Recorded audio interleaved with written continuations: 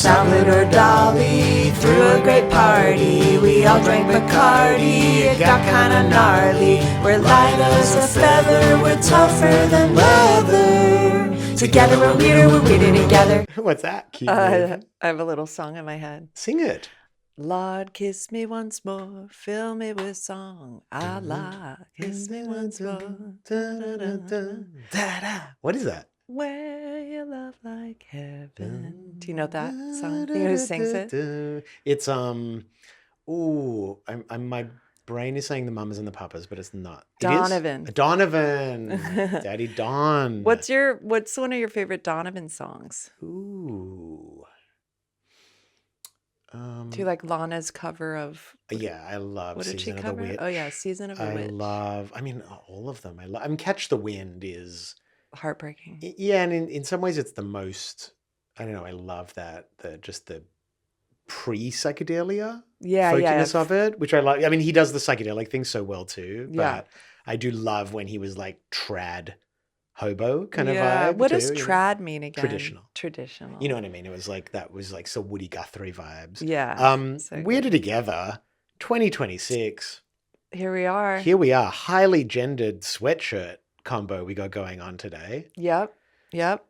Was yours a response to mine? I do think I got dressed before you. I'm in blue, you're in pink for those listening at home. Yeah, I just sort of grabbed a sweatshirt, not thinking it would be for the podcast. And I thought of that. I thought we're color blocking really well. Got a bright fuchsia pink. I like neon. There was a neon craze in the 80s that was bad and good. Like Frankie Says Relax, or in that whole era. Frankie did say relax. Yeah. And also, we did not heat it. We did not relax. We did not relax. Yeah. But so big night in Sydney last night for the hot. Ione, I feel like you are about to deliver an incredible line, and I'd like to get that clean for the beautiful babies. Where are you going? Big night in Sydney last night for the hot autistic women and their bisexual boyfriends. And you are speaking, of course, about the Kate Bollinger show at the Oxford Arts Factory. Gorgeous crowd. It was a fun people watching. I mean, is it patronizing to call that audience adorable? It was adorable. It was an adorable I mean, we're audience. old enough. We can call these. We can get away with that. These young people adorable. We're not. I mean, I did say hot, but also we're young. You can be hot and we're adorable. old enough and young enough where we can also refer to 20-year-olds as adorable and hot. That's right. Okay, we still have. Yeah, I okay. think. Sounds like that sounds like something from the Epstein files. What did you know Kate Bollinger's music going into the show? No, but I trust you and I trust the music scene in Sydney. Yeah, so I first... I mean, she's not from Sydney, no, but she's I from love... Virginia. Yeah. From Virginia. I love the venues. I love that size venue. It just reminds me of that size venue is where we first started seeing shows in these kinds of small to medium venues. I don't know. It just gives me flashbacks. The audience within spitting distance. Yes. To be spat on or spat. Who's spitting? The audience are spitting in punk days on one another. Yeah, okay. No one at the Kate Bollinger show is spitting on anybody. No. Sure. It was a lot of swaying.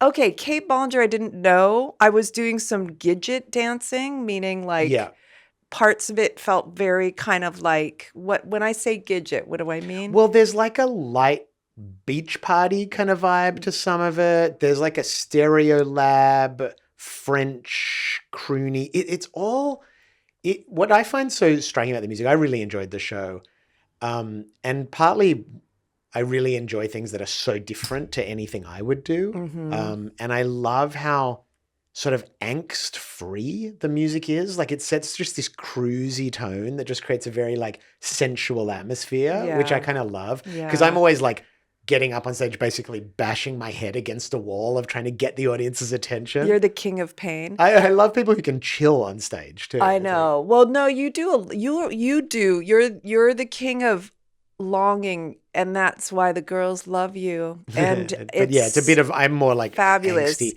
But also you put people in an open, you open people up, which is incredible. But I loved, the show it just had such a nice vibe, and it really did most remind me of like seeing Stereo Lab in the 90s or something, where you just felt this sort of like chic cool going on stage that was like not demanding your attention, just like seductively calling you towards the music. Yes. And we took Byron Spencer there, who he had no idea where he was going. He was just tagging along. He was bopping around. He loved it. Yeah, he's so fun to go out with because he just has such good posture and dancing. Just he brings it up. He lifts with his good posture. True. He lifts up the vibe. True. But yeah, I love the music. I also was thinking of like cinematic scenes. It does make you start thinking of like French film and like it's, you know, you want to put it with a kind of scene from a film. Totally. So that was really fun. What was what were you seeing in the crowd? What was your impression of them? Because it was sort of felt like a side of the music industry we don't. Yeah, first, Byron and I were like cute guy in front of us, and I thought, oh, maybe he was gay. And then all of a sudden, a girl saddled up next to him, and then he was holding the girl's waist, and they were doing hip swinging together. And then, like 40 minutes later, a man pulled over to this young guy, and then they were holding waists and swinging together. So Kate Bollinger soundtracking the Polycules of Sydney. I mean, who knew? Clearly these Polycules are having some kitchen dance parties to Kate Bollinger. And they were both, the dudes were wearing really nice kind of sailor cut jeans, like in a, I don't know. I was loving the scene. It was really cute. Oh, and this one lesbian was so adorable. And yeah, it's funny. I'm seeing like old school lesbians again. They're coming back. I thought they were out, and I feel like after Heated Rivalry, because gay men are having their moment. Yeah, you know what I mean. Like clearly, it's like, what did Byron say last night? Our time has come. But there's room again in the discussion for old school. These are not, we're not talking about in the non-binary realm. No, it's a straight up like, old school. Yeah, old school. Yeah. Old school gay. Old-fashioned. Yeah, old-fashioned. Old-fashioned is back again. Not since the Greeks have we seen such a traditional display. Yeah, and so maybe the old-fashioned lesbians in these tank tops are coming back. That was fun. And then we got to introduce Flea to some of our Sydney friends and been hosting those guys a little bit. I'm so curious for you because I feel like Sydney, you so much see it through the eyes of growing up in LA. Do you know what I mean? Like your brain's always comparing. And I always see whenever you have an American friend in town, it's like your brain is kind of processing that you live here too. Yeah. And like trying to. It's been a really interesting time because I thought it was really cool because Flea met our friends, Byron and Dave. No, Daniel. No, his partner. Oh, yeah, Dan. Dan, yeah. And it's an interesting time to meet people who are kind of moving out of their country. Yeah. And like those people are moving to Europe. And I don't know, it's just an interesting time, I think, for Americans to start meeting people who are actually doing it with children. And what does that look like? Yeah. And also for Flea, who's Australian, being in Australia. And I was talking to Dan and his wife who I have a similar situation where I would go back to LA and I can't go back to my house. And like these friends of ours moved out of Sydney and they have a similar thing where they've sold their house. We haven't sold ours yet. But anyway, it's interesting to be in your old city and not get to go to your old... Right, feeling like a visitor. But it's sort of, they were saying how kind of interesting it is because you see things clearly in a different way, the good and the bad of a city. Because when you live somewhere and you slip into your room, your house, your space, you can get into kind of like, I'm doing errands in my home in this city. Whereas when you're visiting, you're like, you're a visitor. So anyway, it was great. And that's cool. Yeah, I love their little spot because it's this sort of seemingly humble little abode. And then you go outside and I couldn't wait to show Flea and his wife. Yeah. Like, go outside because it looks like a cool place that Flea and I, when we last were hanging out properly, we were all living in kind of places like that. Like no one had big fancy houses or whatnot. And this place seems like that, but then you go outside and the view of the water is surprising and sickening. The whole relationship I personally had to the cliffs, the North Bondi, those cliffs, like I was saying to those guys yesterday, that was my cure for my teen heartache. Oh, you said to them? Yeah, I would go, no matter how, I'd get really stressed or depressed, and then I would go and climb down into those little cliffs, and the wind would be so ferocious that it would like cleanse me. Yeah. And that was all So good. that was all I remember. That was like your Wuthering Heights, the moors or whatever, the heathers, like going out in the wind and the nature to just like, yeah. Wind and water. I saw this morning, another day, another award for Rose Byrne. She just won like the LA Critics Award or something, but she did a great speech, and it was making me think about LA and my relationship with it, because she talked about how she started coming when she was 19, and she talked about getting her car from Rent-A-Wreck, which was where all the Aussie actors would rent there, and it was really like you got no insurance, you got a car with no AC, and it was a real time where like the community would band together and be supportive of each other, and that was a big part of my intro to like. Even though I'd been coming to LA already for like 5 or 6 years, I think I fell in love with it when I felt community there. And I was thinking yesterday about how just community for creative people, I don't want to be like its own. Obviously, everybody needs community, but when you're in a world of such like heightened risk and lack of security, it feels like you do need pep talks. Yeah. Remember when we were dating and I was like, I need a pep talk. And you were like, I don't like pep talks. I'm like, well, you don't like them, but I want one. Like, because it is kind of gassing someone up. No, but I had a different approach to pep talks than you. You wanted a pep talk. Your idea of a pep talk, and this is valid, was tell me I am going to succeed at something. Yeah. My version of a pep talk was you can have this if you want it. Sure. And they're different approaches. Well, yours is like realistic and mine is like... Not always, because wanting it isn't always enough to get it. There's still an element of self-delusion. No?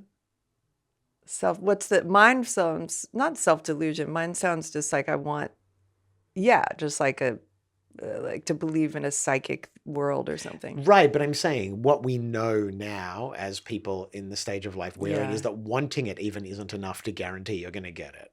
So I'm equally delusional. I just have a different flavor to my pep talk. Sure. We're learning each other's What flavors. do you like now? What's your pep talk vibes now?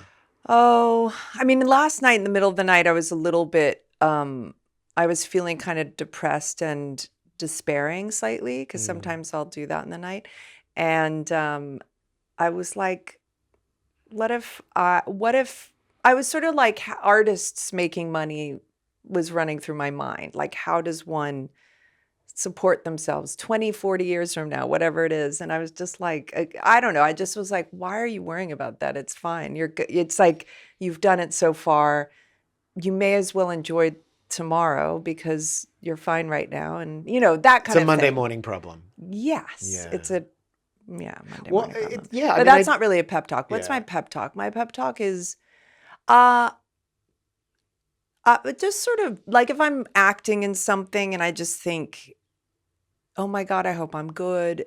I just think as long as you're like doing your job, serving the story, you can do what you can do. Like, so that's all you can do. Releasing just in attachment, this is what you are. You're not going to be whatever, Meryl Streep, blah, blah, blah. You're going to be you, and you worked hard, and this is your offering. There you go. That's a kind of pep talk. Or, I don't know, gassing myself up. Well, yeah, also I'm doing better with my body. Like, I've had a sequence of dreams that were body positive, where I was like kind of enjoying my body. Like, I was sort of looking at it and thinking it looked really good.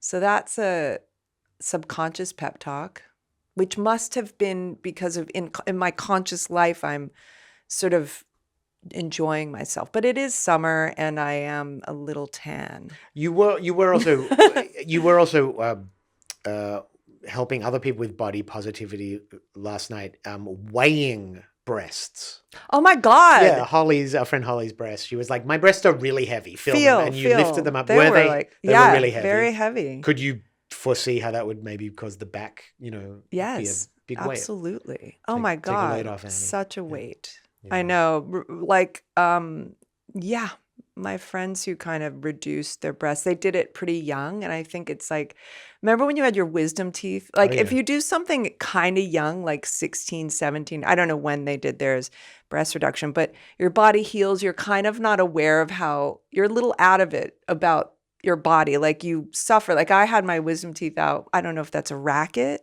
What do people think?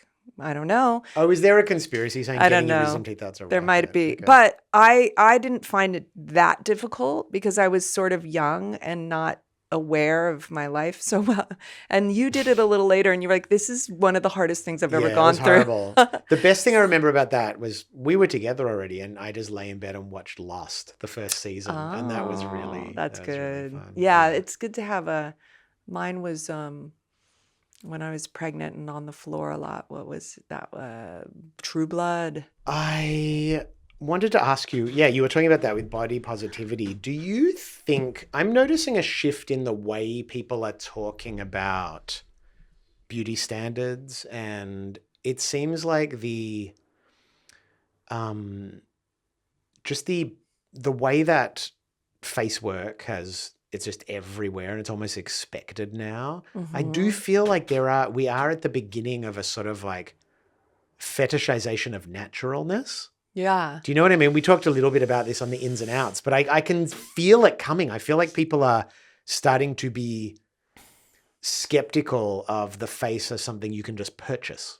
Yeah. Well, I think there's room for all. And Pamela Anderson is a real mashup of it. Yeah, that's right. Because there's a real, what's the word that they were using about AI? What do people do? Like repurposing or something? No, or? It was a word with like where people take like Disney and what's the term when you. Like what they're doing with OpenAI? Where you remix? Remix. Oh, remix. Okay. So I feel like Pamela Anderson's perfect remix because I'm sure she does stuff to her face. Or she did. Or did. Yeah. But she exercises, eats well, and doesn't wear a lot of makeup sometimes. So she's got the face that might have work, but the natural makeup. So it's kind of it's like a mashup of both. Totally. But yeah, I think whatever you want to do, but I do like I wouldn't want it all to be Mar-a-Lago face. Too much Mar-a-Lago face. Yeah. So I like, there's both.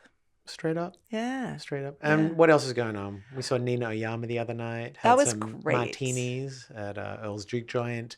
Popping off. I love her. Yeah, she's great. Friend of the pod. We did a great episode with Nina back in early LA days. a few years ago. And 5 she was years. very, very funny. She's super funny. Yeah. Yeah, I'm finding my friends. And we're going to move to a new space. I know. We're I feel like excited the about. listeners must just be like, oh my God, these guys are constantly talking about moving to new spaces. But we have, we have don't bopped have around. No, to. but I do think the Well, next listen, one. we got in on a building. This is a dream for us. We've never had an office because we're Exactly. artists. We've been lucky enough to be able to work from our house and just work in the world and when we get booked for jobs and this and that. But we've never had an art studio or, that kind of thing. And I've seen other artists have them and it looked great, but I just like the privacy of my own home. I was like, I'll paint in my kitchen. I don't care. I want that. And I was afraid it was going to be like that space where everyone's walking around looking at each other's artwork and I'm like private. And we just got in on this building and I just feel like it's a lucky thing. And it's really funny how, like, in terms of your feeling of self-worth and value of like investing in your own craft or, podcast, whatever it is you're doing, where we do art, podcast and music there.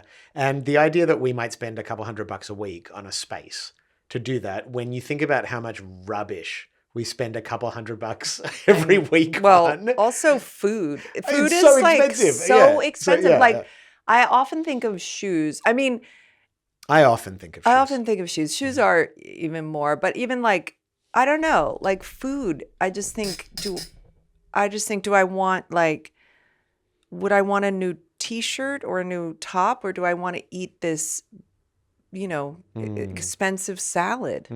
I mean, I want to eat the salad or whatever. I don't know. We're going off track. We're going off track. The point I'm just is saying that food is almost as expensive as our rent. Yes, but it's just funny how we don't question the value of spending $100 on a meal instead of when we're talking about a space for us to do the thing that generates all of our income from. It's very emotional, I think. Like that's why Virginia Woolf wrote that book, A Room of One's Own, because particularly for women, it was like the feeling of sort of autonomy over a space would just it could lead to. I think she recognized that there was like, that was almost like the revolutionary impulse. It was like the way a cafe, like a revolutionary group could meet in a cafe. You need a space to actually bring your ideas into fruition. And I feel like it's been it's been a really big leap for us. So we're going to paint. We're going to, Are you going to paint? make it happen. I like painting. I don't have an issue with painting. Oh, I didn't think you did. Yeah. I didn't think you cool. did or did painting. Are you aware of, I think we've watched together, do you remember the Replacements they got banned from SNL for swearing in their performance, and they were drunk, and they did like Bastards of Young and I think Left of the Dial or something, but it was the 40th anniversary this Saturday night of that performance, which for rock and roll fans is like a pretty big deal. And now an interesting bit of trivia. Finn Wolfhard from Stranger Things. Yes. I don't know, you know which guy that is? The kind of really pale guy with the bigger nose. Yes. He's producing a version of Trouble Boys, the Replacements book, turning it into a film.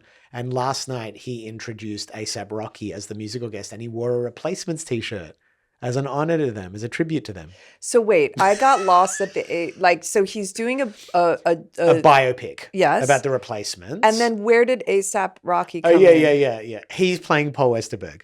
A$AP Rocky. No, I'm kidding. Okay, I'm joking. So why That's are not you... real. Last night, Finn Wolfhard from Stranger Things hosted SNL. Okay, that SNL. Got and it. he Got it. was and hosting, he was wearing and a you replacement introduced shirt. he introduced A$AP Okay. Rocky. I don't know why A$AP Rocky. I don't know if he's a Replacement fan. Let's discuss.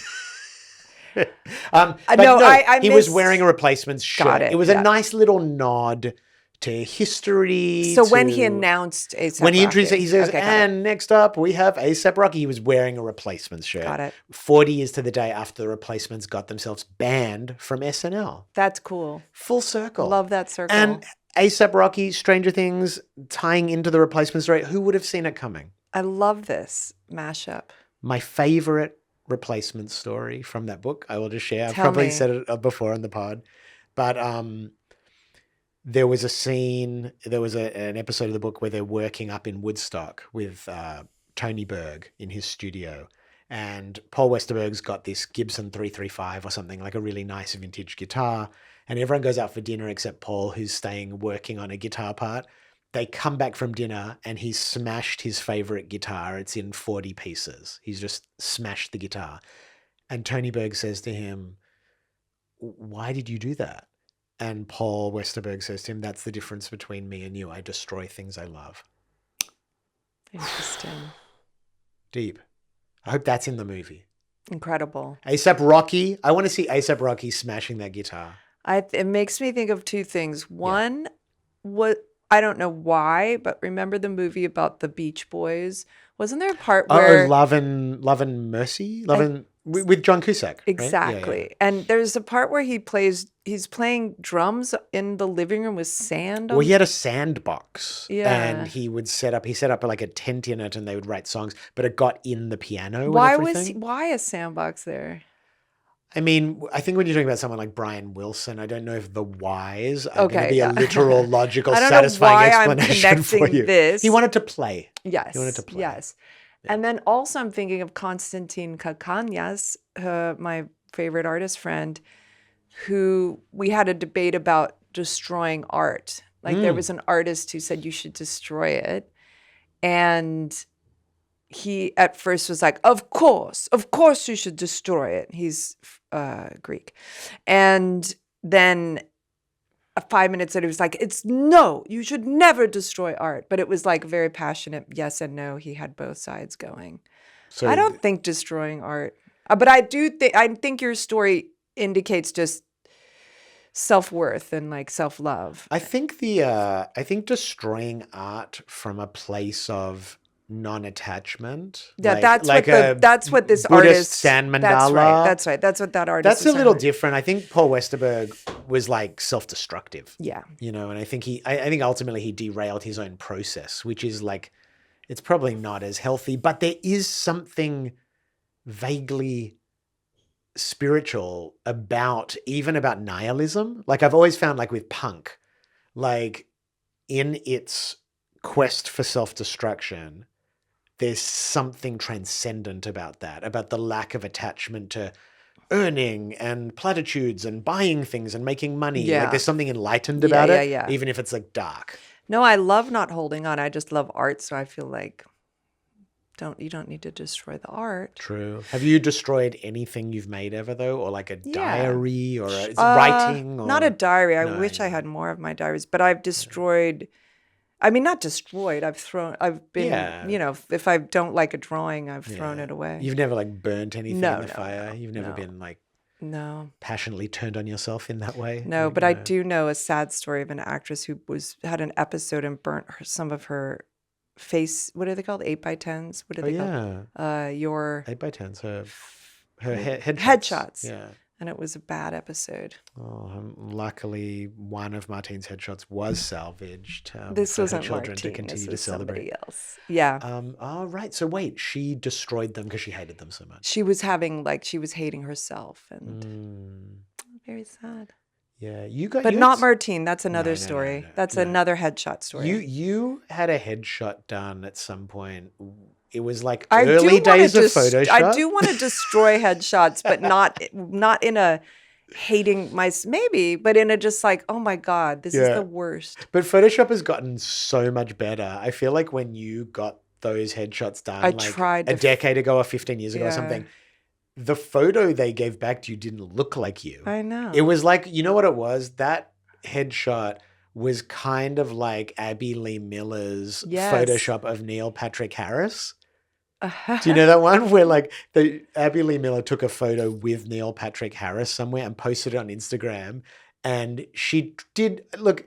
It was so well intentioned. She clearly was like, if I'm going to tune my own face up, I'll also tune his up, and she made him look like A baby. Gwen Stefani's baby. Ugh. I mean, just outdated reference, but Love nonetheless. Yeah, I liked when headshots were black and white. I have one really good one that I love, but I'm like 20 in it. So, and I don't. Do people use? I guess they use headshots. I'm kind of inclined to. I do. People love, probably just look at people's Instagrams now. Yeah, but I love the idea that you used to like. You would say you go into a laundromat or a restaurant, and if you were Yeah. recognized, like. I should be walking around. I feel like in the inner west, if I was carrying some headshots around, there'd be some places I could put them up on the wall. Yeah, absolutely. Yeah. But I like the business cards. Do you remember Steve Martin had a business card that said, "This certifies that you've officially met Steve Martin"? Oh, And that's gave that to people. oh, Yeah. Sweet. outdated humor. Yeah. I know.